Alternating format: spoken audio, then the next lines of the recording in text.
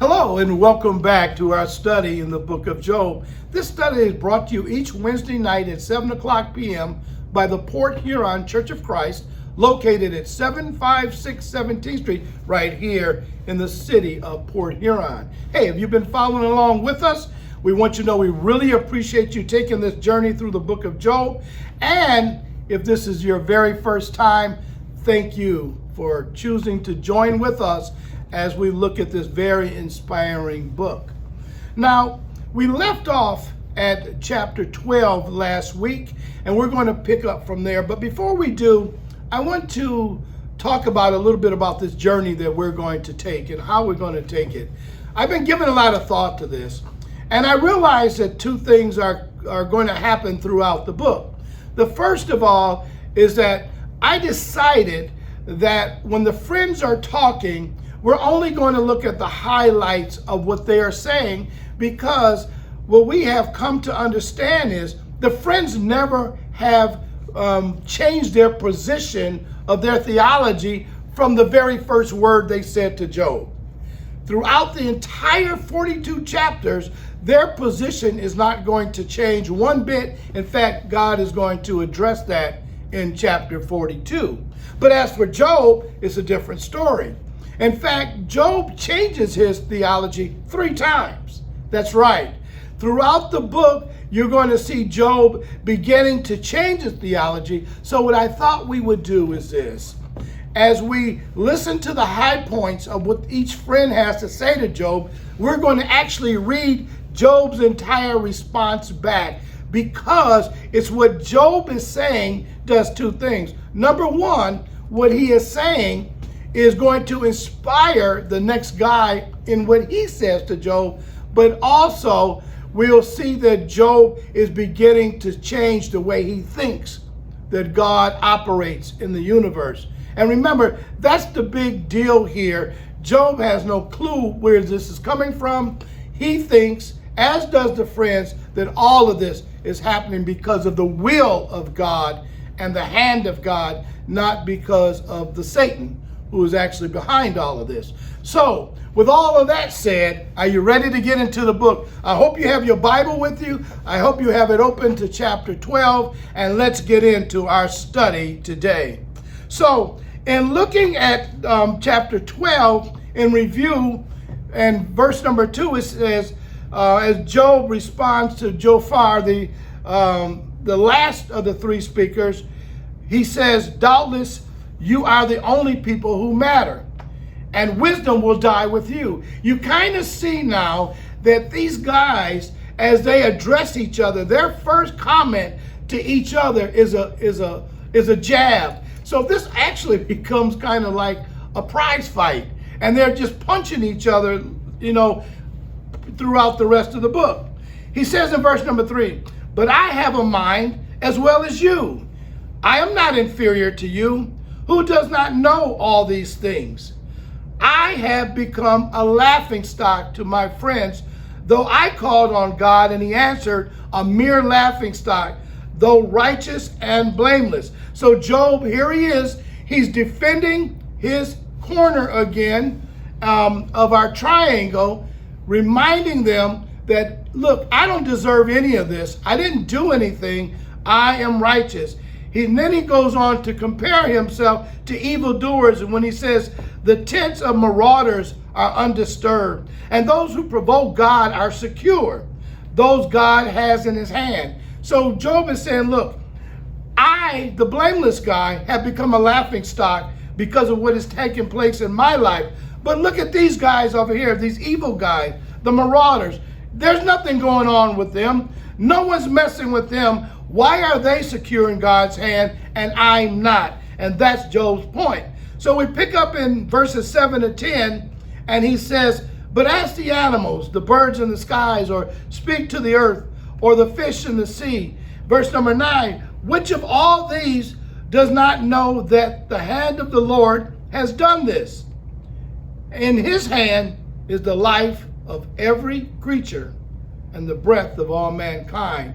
So what Job is saying is that we know that God is behind all of this because he holds everything in his hand. So it must be God that does this. So if that be the case, and I'm blameless, why is he doing this to me? Job is still beating that drum, trying to figure out why God has done this to him. He says now he's going to start changing his direction and saying, to God belong wisdom and power, counsel and understanding are his. When he tears down, what he tears down cannot be rebuilt. Those he imprisons cannot be released. If he holds back the waters, there's drought. If he lets them loose, they devastate the land. To him belongs strength and insight. Both deceived and deceiver are his. God runs the show, he is saying. He leads rulers away, makes fools of judges. He takes off the shackles put on by kings. He leads priests away and overthrows officials. He silences the lips of trusted advisors and takes away the discernment of elders. All of this God does. And the last thing that we want to look at in this review are his final words of chapter 12, when he says, he pours contempt on nobles, disarms the mighty, reveals the deep things of darkness, and brings utter darkness into light. He makes nations great and destroys them. He enlarges nations and disperses them. All of these thoughts came out of what we talked about last week in chapter 12. So now we want to go into chapter 13 and pick up reading from there as Job continues his speech. He says, my eyes have seen all of this. My ears have heard and understood it. What you know, I also know. I am not inferior to you. Again, he's reminding them that you don't know something that I don't know. He said, I have as much wisdom as you, so stop talking to me as if I don't know God. But here in verse number 3, Job is going to make a change. He said, but I desire, and here it comes right here, to speak to the Almighty and to argue my case with God. You, however, smear me with lies. You are worthless physicians, all of you. In other words, you have come here almost as doctors to take care of me, to aid me in my condition, but you've been worthless. All you have done is made my situation worse. You haven't helped me one bit. He said, if only you were altogether silent. For you, that would be wisdom. What a slap in the face there. Job is telling them, you really want to show me that your wisdom? Then shut up and stop talking to me. Hear now my argument. Listen to the pleas of my lips. Will you speak wickedly on God's behalf? Will you speak deceitfully for him? Will you show him partiality? Will you argue the case for God? Now, we are not supposed to assume that Job's friend, consciously used unsound and untrue arguments in their arguing with Job on God's behalf. It's on the contrary. They are convinced of the truth of their own reasonings, as brought up in their firm belief that temporal prosperity or wretchedness was dealt out by God, immediately by his own will to his subjects according to their behavior. So they're believing still that whatever Job's condition is, whether it is he's rich or he's poor, it was given to him by God, and because of his situation, he is now in the place that he is. And they're wholeheartedly convinced of this. So they believe that he's been greatly afflicted, so he must be a great sinner. Again, we talked about that they weigh the effects of what has happened to them with the weight of the sin, and that's how they determine how great it was. And when they looked at how far Job fell and what has taken place in Job's life, they have concluded automatically, you have done something really bad, Job, because God has kicked you really hard. So this is where they're coming from. They saw his sufferings and a judgment on him. Not knowing what he has done, they feel that he must be harboring some serious secret sins. His chosen friends were without one glimpse of the true cause of the suffering, because they saw in him the judgment of his character. He became to them an illustration and even a proof of their theory that the prosperity of the wicked is but for a while, and instead of the comfort and help that they came to bring him, in the end, all they did was make his life more miserable. And this seems to prove their point that Job, you have sinned. Look at your life. Look at this situation. You can't disagree with us. There's something that you have done. Now, what we're going to find as we continue to move on, Job is going to start taking their thinking about this. It finally hit Job in a way, and he's going to start appealing to God and saying, look, tell me what I've done. So not that I know I've done something, but he's saying unconsciously, if I've done something, Lord, make me aware of it so that I can fix it. So that's where we are here. Let's continue reading in verse number 9. He said, would it turn out well if he examined you? Now he's saying, okay, guys, you're on me, but put yourself in my place. What would you look like if you were under the interrogation lamp of God and he was examining you? Could you deceive him as you might deceive a mortal? He would surely call you to account if you secretly showed partiality. Would not his splendor terrify you? Would not the dread of him fall on you? Imagine now the full power of God just beating down on your life. And that was one of the problems that Job had talked about, was the terror that God had put into him so that he couldn't even sleep at night.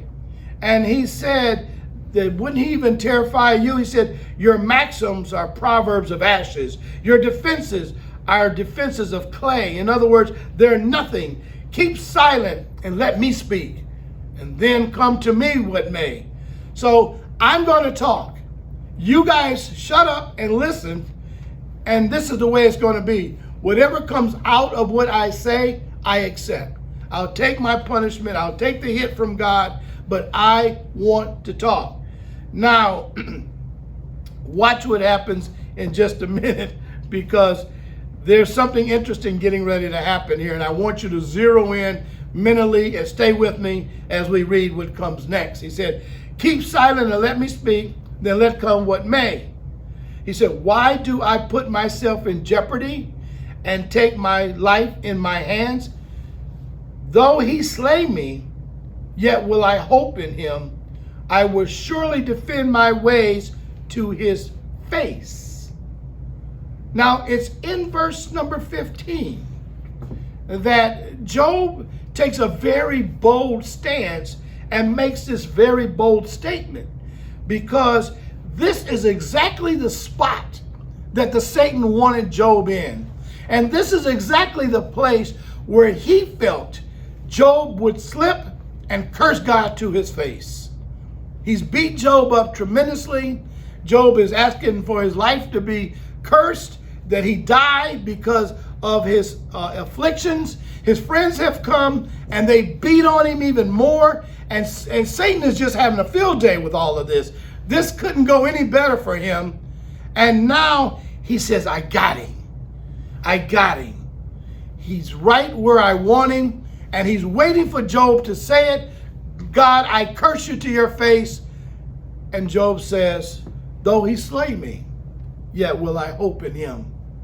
Though he unleashes all of the afflictions of heaven on me, I will continue to have hope and faith and trust in God, because he knows that God is just, and if he's innocent, God will vindicate him.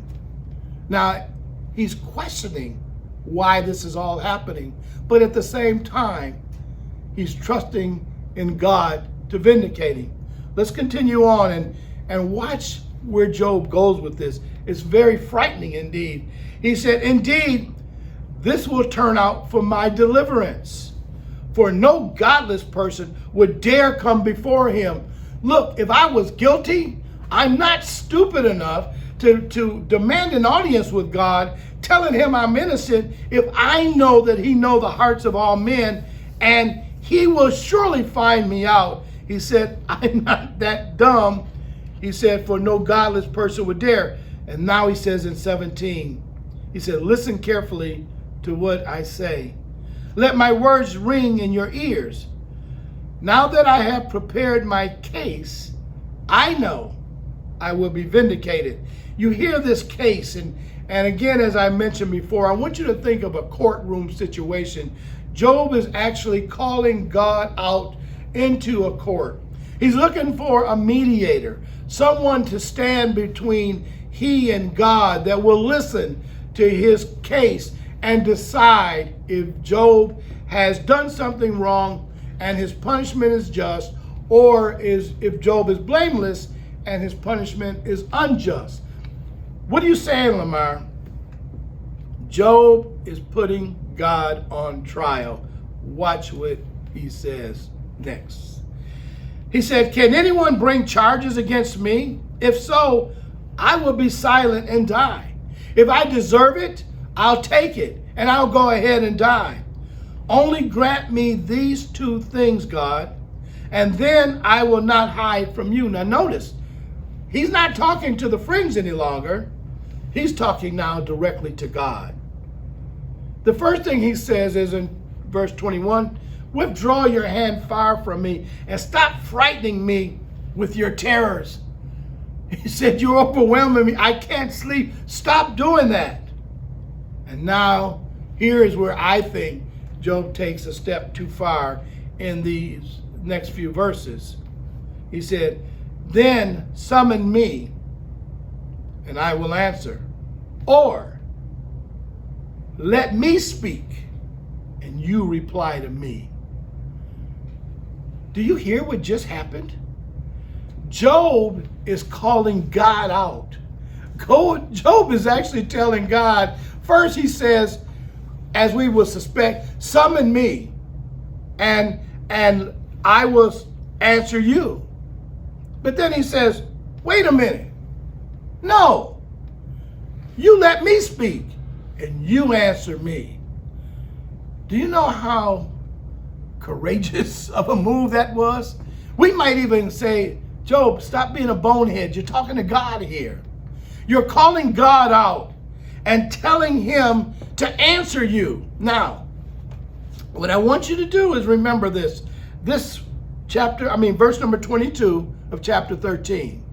Remember this moment that Job calls out God, because God is going to show up. And when God shows up, the 6 shooters are out, and it's going to be guns a-blazing. God is not going to have pity on Job. God is going to unleash it all on Job. And you're going to say, wow, why is God so mad at him? He called me out. This is what it is. You're going to call me out, the one that created everything, and that's what it is. He's going to take Job through creation. He's going to take Job through all the wisdom and knowledge of the world, and and in the middle of that, Job is going to say, okay, I quit.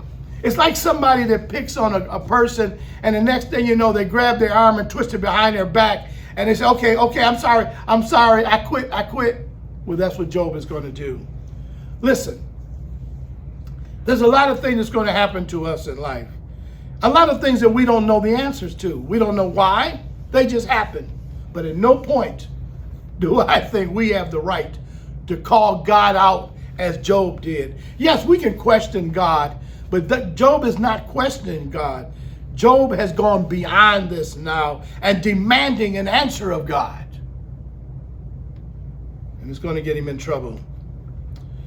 So he asked, tell me then, God, since you know all things, how many wrongs and sins have I committed? Wow, really, Job? All of us have sinned. All of us have fallen short of the glory of God. That's what the Bible says in Romans 3:23. And he's asking for God to enumerate his sins as if his sins don't exist. And his friends are telling him, Job, you've probably sinned and God has forgotten it as much as you've sinned because you're human just like we are. He said, show me my offense and my sin?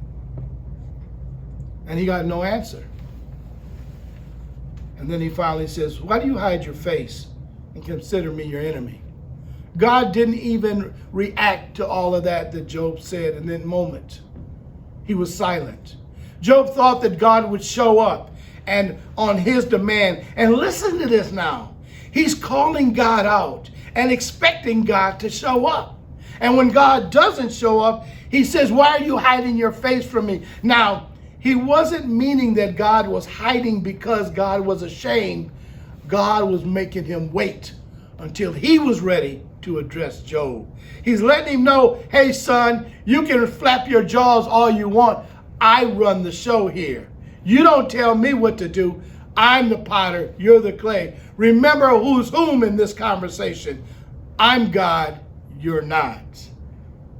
And because of his silence, because he just left Job standing there hanging, as we would say, Job says, why do you consider me your enemy? Will you torment a windblown leaf? Will you chase after dried chaff?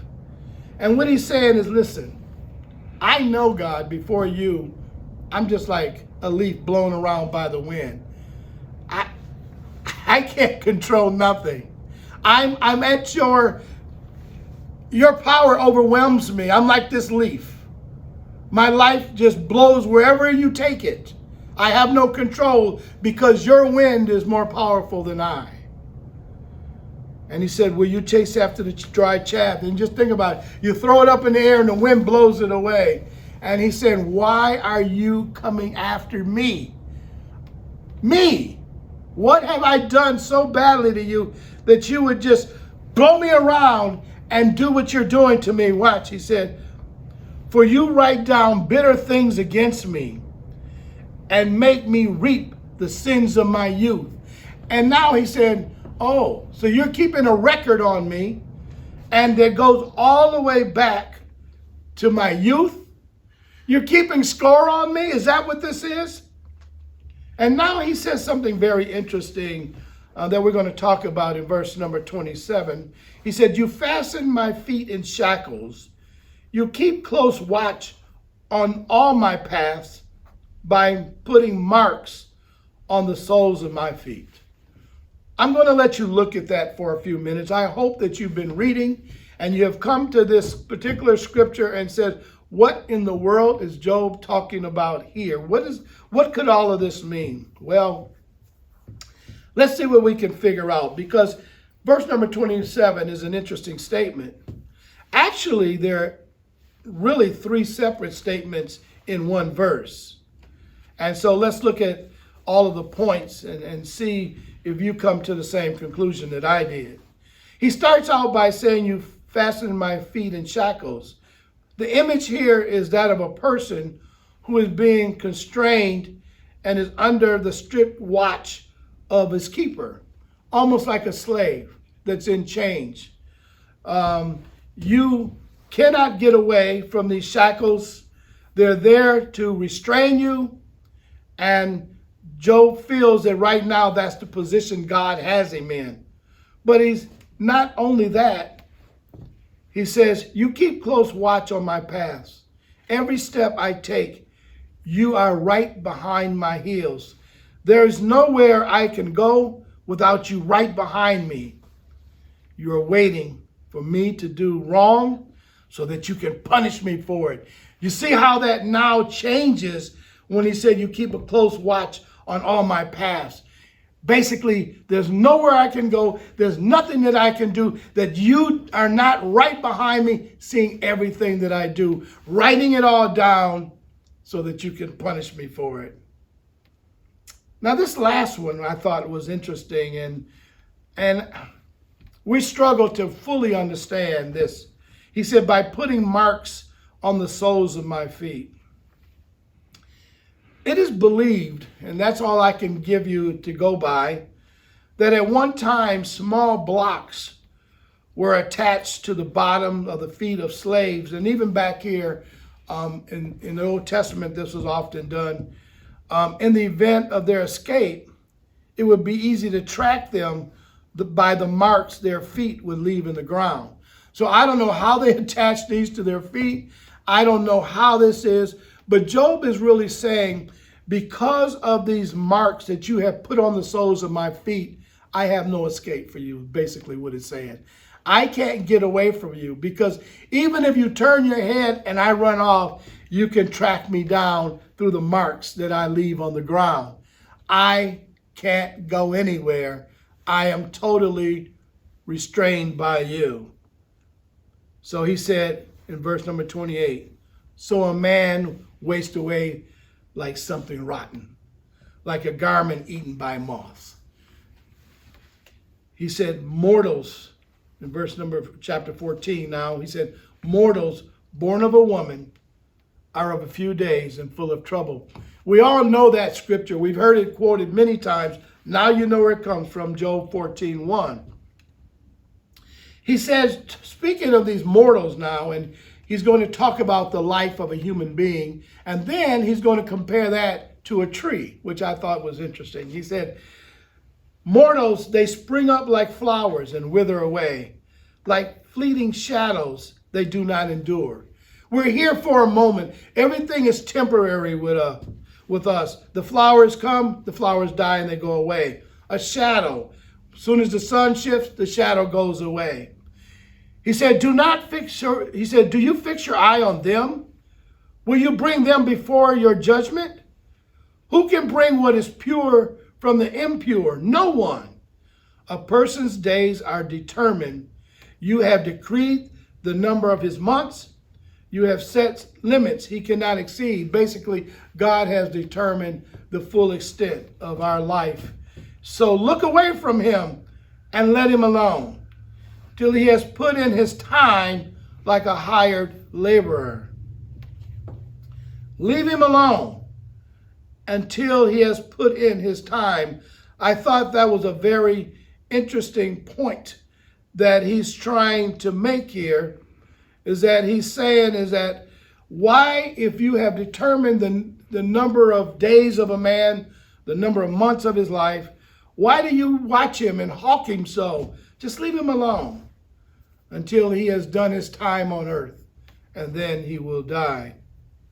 So now he says in verse number 7, at least, and he's going to switch to the tree. He said, at least there is hope for a tree. If it is cut down, it will sprout again, and its new shoots will not fail. Its roots may grow old in the ground, and its stump die in the soil. Yet, at the scent of water, it will bud and put forth shoots like a plant. But a man dies and is laid low. He breathes his last and is no more. As the water of a lake dries up, or a riverbed becomes parched and dry, so he lies down and does not rise. Till the heavens are no more, people will not awake or be roused from their sleep.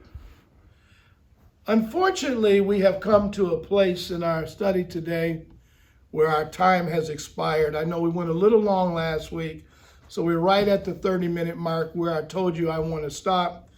I'm praying that as you are listening to this and contemplating this, that you are understanding the argument of Job to God. Job is in a very hard place.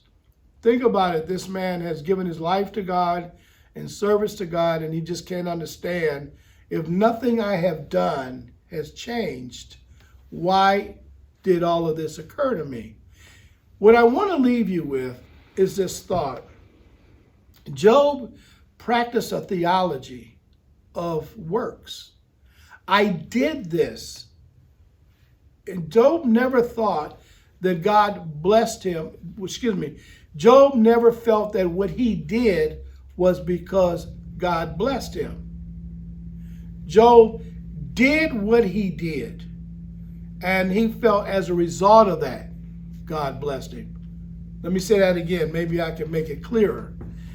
Job felt that because of the way that he honored God, that God blessed him, not because God blessed him, he honored God. See, Satan, remember what Satan said? He said, he only worshiped you because of all the stuff you've given him. And Job said, I never looked at my life like that. I looked at it because I honored him and I worshiped him. That's why he blessed me. But Job is saying, now I have a problem because I didn't stop doing. Get the word here. I didn't stop doing, so what changed?